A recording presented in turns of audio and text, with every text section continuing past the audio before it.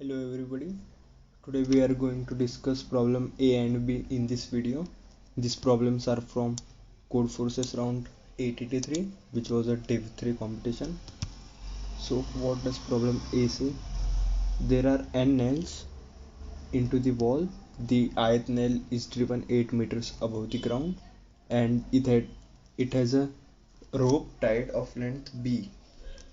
All are at different heights and we need to lower it to the ground. We can cut some ropes and we need to find the minimum number of ropes that must be cut. Okay, so suppose this is the ground and any nail is here at position some H.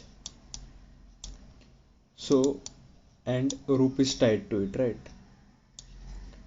You can see here, this is the nail and this is some rope. Okay, so this is of length L.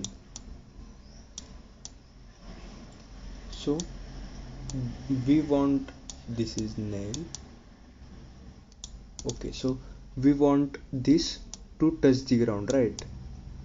So if this length is not enough to cover this distance, we need to cut it, right? So we need to count the number of cuts. So we need to find the number of pairs such that uh, the rope is not enough to reach the ground, means H is greater than L.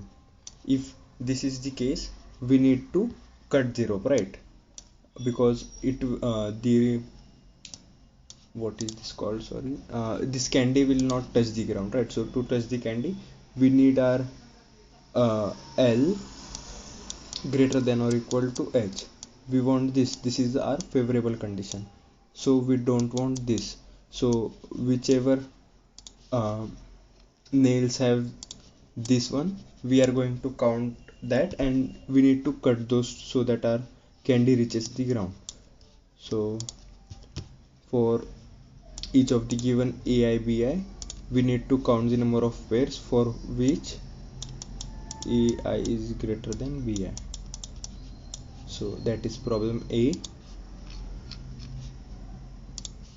Okay, now so problem B, we have a tic-tac-toe game and each field can be, okay, so problem B, we have 3x3 game and each of these places can be filled with plus X O and cross not of plus, right? So these are the things. So we need to find the number of no, we need to find who is the winner.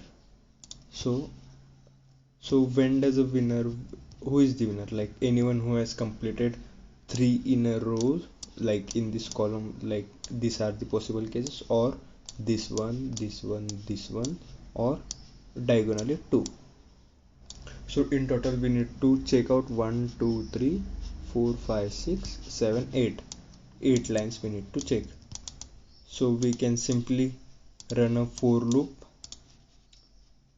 So for 3 times in row, like this one, this one, this one, then 3 times in column, this one, this one, this one, and 2 times we can check elements in this column diagonal, and we know each of it is 3x3, so we can directly uh, compare these values and output the answer directly.